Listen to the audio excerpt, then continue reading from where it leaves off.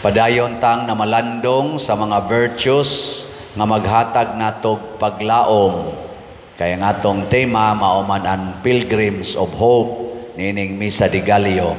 Sa unang adlaw ang atong gipamalandungan ang letter H sa hope nga word stands for humility. Gahapon ang atong gipamalandungan ang letter O stands for obedience. Ang wa kahinomdom na miligros imperno.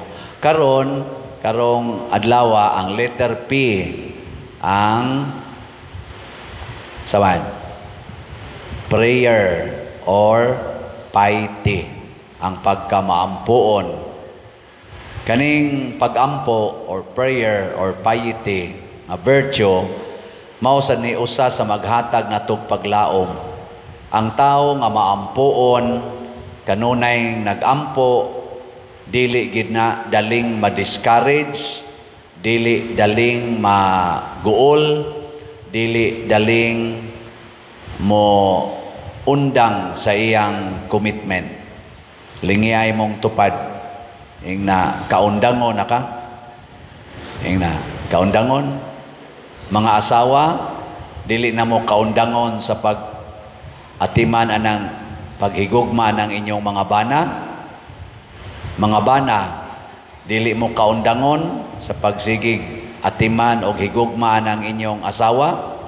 Nga, luod na kaignaw. Nya mga asawa, tanaw nyo sa inyong bana, lami na kayong hiluan. Mga ginikanan, wa pa mo ma-discourage sa katapulan o sa kagahig ulo anang inyong mga anak. Adi igyon maminaw ninyo at igyon magsig paminaw sa cellphone. Mga anak, wa mo ma-discourage sa inyong mga kabugat nga gibati sa inyong ginikanan nga wa gi klaro, perti pang muyaw-yaw, perti pang mamalikas. Wa mo ma-discourage. Kung naa mo anang pagbatia, pagampo. Ampo. Maulian dayon ka. Ako bitaw dinhi, action kog discourage kay hinay kayong halin sa slot. Ampo lang. Ampo. Napagyo dinhi uban, manimba, mapagaw na lang tag sinulti, lingkod lagi mo sa atubangan. Sunda ang atong asyirit na mga isog yung kaignaong ato yung lingkod sa daplin. Ako nga nung manimba man sa ni mga yawa sa doy. Ampo. Di kita ma-discourage. Sige lang yun. Nakaroon nga no ang pagampo makahatag magtinuod nga paglaom. Sa unang pagbasa, naghisgot diri nga ang Ginoo moabot og maghari kaninyo. Ang Ginoo nga maoy naghimo sa tanan, ang Ginoo nga maoy gamhanan sa tanan. Moabot og maghari kaninyo. Unya kun maghari na siya, makabaton mo og kalinaw. Muna sa atong tubag sa Salmo, poparihag yapon gahapon. Unsa to? Unsa to itubag nato karon?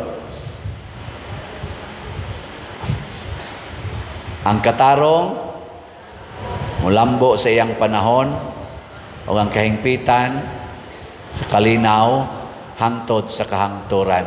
Ngano man kay ang Ginoo is always in control tungod sa iyang grabing gahom. So ang pagampo di mga igsoon kinahanglan nining 10 tulo ka elemento. Una, moilata nga ang Ginoo gyud maoy gamhanan, dili kita. Nilingay mong tupad. Namutuo ka nga ang Ginoo makausab anang imong naong. Ina kano. Mutuo ba ka nga ang Ginoo makausab anang imong batasan? Tuo ka? Oh, yes. Gamhanan gud siya. Nothing is impossible with God. Ikaduha nga elemento nga ang kabubuton sa Ginoo maogyoy atong sundon. So kung magampo deta atong paminawon unsay gustos Ginoo. Dili ta magsigig diktar niya unsay atong gusto. Moingon ka Ginoo, makauyab na ta ko karong December. Kay sukad masukad, wa pa jud ko kauyab. Imo nang gusto. Nya ang gusto sa Ginoo himuon man day kang madre. Oh, di adto ra day kaspari padong. Ginoo makauyab na unta ko. Ay, dugay na kong nagsakristan, wa jud ko kauyab. Nya diha ta toy ni aksyong sugot, giilog sa laing sakristan. Oh, inana baron. Ayaw siya diktari. Ing na lang nga matuman imong pagbuot kay basid ang gusto sa Ginoo mapari ka. Oh, di ba? Ini kapari nimo tanang chicks imo. Ah. Di bitaw joke na. Unsay gusto sa Ginoo ba? Nga ikatulo nga kana ganing elementos pagampo ang pagbuhat sa gustos Ginoo. Kanang moingon na taba nga bahala nagsakit, bahala nag-uwaw, ako ding buhaton. Kaya nga naman, mituo ko nga maogid ni ang insakto. Ana, muna nahitabo ni Jose sa atong ebanghelyo. Si Jose, buutan nga tao, maampuon nga tao. Mausad si Maria. Karon kay namabdos mas Maria nga wapan niya hilabti. Unsa may bation gyud sa tao, labi na sa lalaki, nga ang imong pangasawunon wa pakakahikap na mabdos. Unsa may bation sa kuan? Lalaki. Mahiubos gyud. So sa iyang kabuutan, nagplano gyud si Jose sa iya bang tawhanong pagbati, nagplano siyang iyang biyaan si Maria. Pero nagampo siya. Unsa may resulta?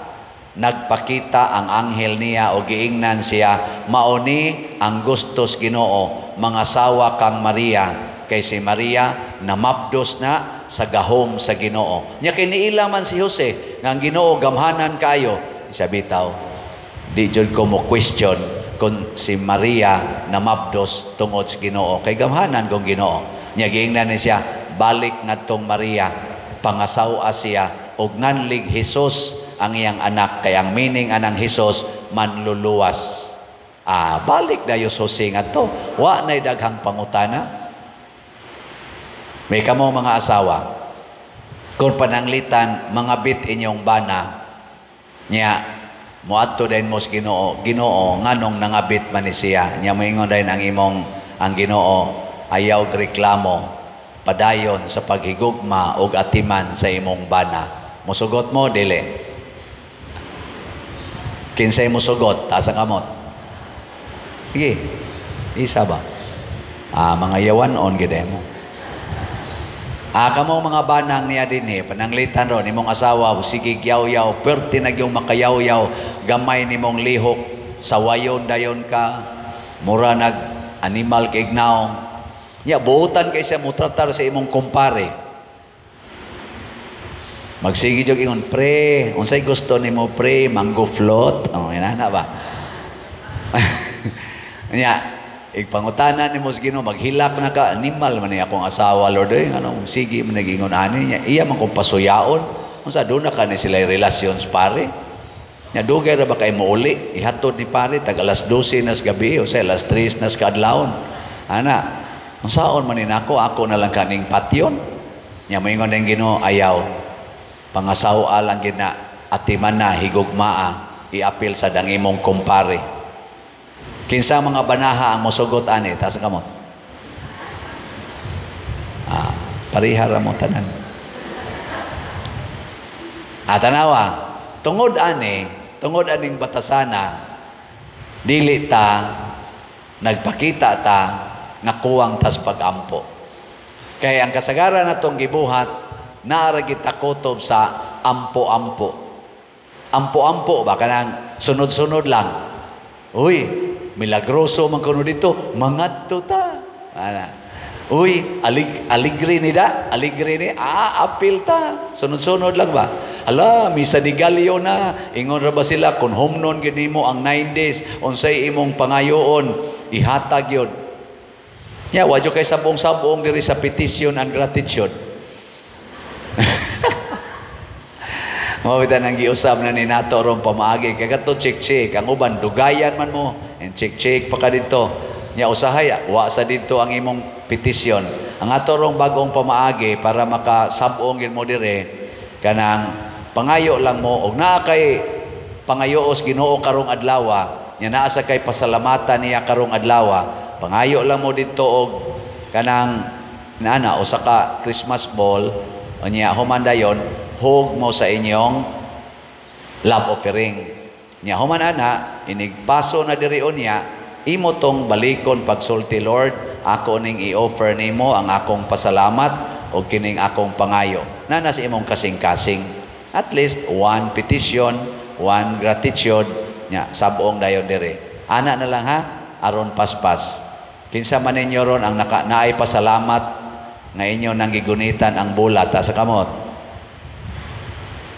Jotay pa kayo, mga asyirit, suroy niya mo niya.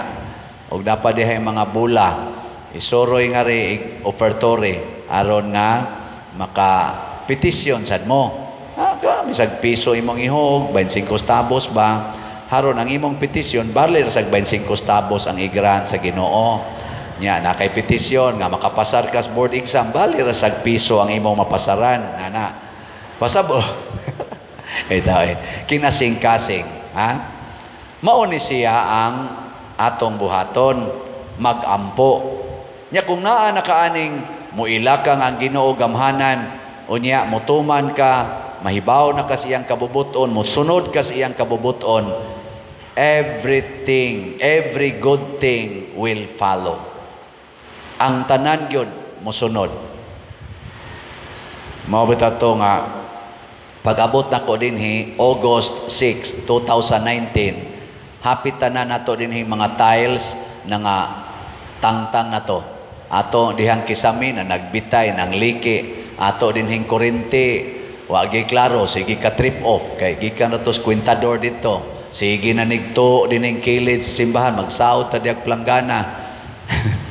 O niya way sira diri ang kani dinhi, way lamisa dito sulod, ato pa dihang opisina porting gamaya, hapit muhuot ang sekretary. Nyag musod pa ko, magkabag-iray ng among sampot, na miligro sag ma-develop ko, so din alam ko musod. Ana. Pero pagpangutanan ako sa Ginoo, Lord, una ra ba din akong parokya, unsa may akong buhaton karon? Ang lamdag is Ginoo nako, puy usa og pila ka buwan, ayaw pagpangusab diha.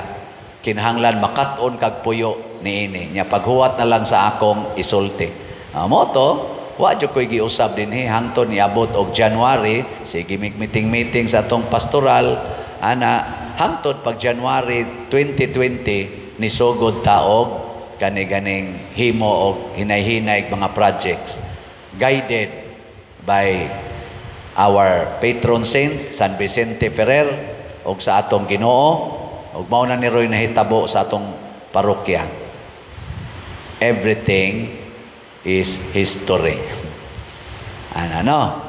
Asuway na ninyo karon, Lord, unsay buhaton ako ani akong naong, kiskisan o dili, kuluran o dili. Nya paghuwat ay ayaw pagdritso dayon. Awa, di ba moingon ang Ginoo, mas maayo patingali ay nala naghilabti aron wa kay gasto. Nya ikaduha, mabayran pa na nimong imong utang. Imbis imong ipakulors buhok, ipartial na lang nagbayad sa imong utang. Aron di na magkusmod ang imong giutangan. Yung kabati, masagay kog naong, Lord, mas may nang bati kag naong nga nag-smile ang imong silingan kaysa gwapa ka ika, pero ang imong silingan kasi ingon ang naong sa animal, gapakulor na sad, gapakulor, nya wala ba yung partial sa utang? Ano? Mga inana ba? Usahay. Inana ba, anak? Usahay. Ako bitaw, naayusahay.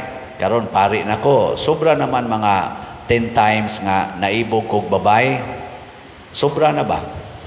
Nya, inigano ko, uy Lord, ibog man kay kuani. Nya, mura ba sa siyag naibog nako kay magsige magduol. Nya, muamin ra dito.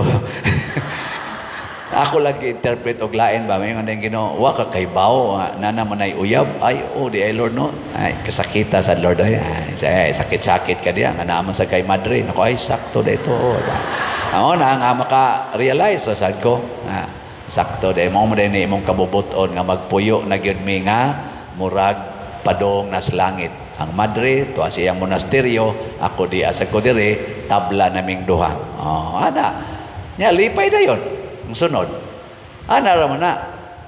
So, ay ninyo, kanang lamparuhon kasi imong bana, kay nakasuyop imong bana, nya lagom kay kagnaw, mingon ni ka, Lord, unsa man ni, mubawas ko, ikiha ko ni, o patyon ko ni.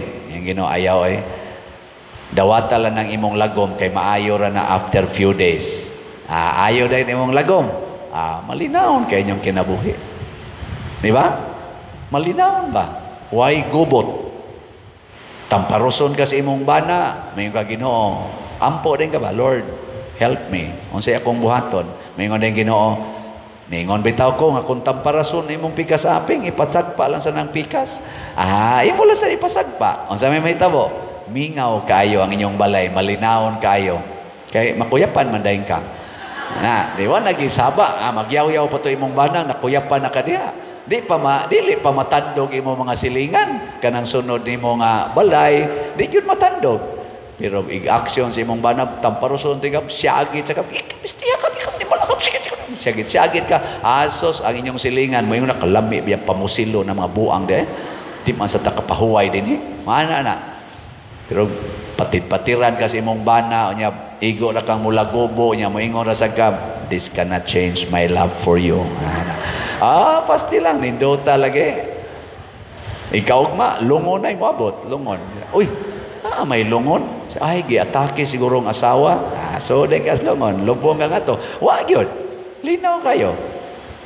Mauna, ang kalinaw, sana? O ang kahingpitan sa kalinaw, hangtod sa kahangturan. Kay adto naman kasbahak, RIP, rest in peace. Pero ang tinuod, wa ka dihas bahak, wa ka dihas Manila Memorial, tuwa ka sa sabakan sa Ginoo, enjoying eternal happiness. Ana. Sige, last na lang lingi sa imong tupad. Lingi, ang di mo lingi, patyonon. Lingi ing na sugod karon. Sabat ba? Na sugod karon. Sugot na kog imong patyon. Sugot na kog imong patyon. Ngano man, kay ang Ginoo nag-ingon, there is no greater love than to lay down your life for your friend. Walay laing labing dakong gugma nga ikahatag nimo gawas sa pagpakamatay para sa imong gihigugma. Ug mao nay gibuhat ni Hesus, mao nay gibuhat sa mahal nga Birhen Maria, mao nang nakadawat taog kaluwasan. Mao ni ang the strongest source of hope.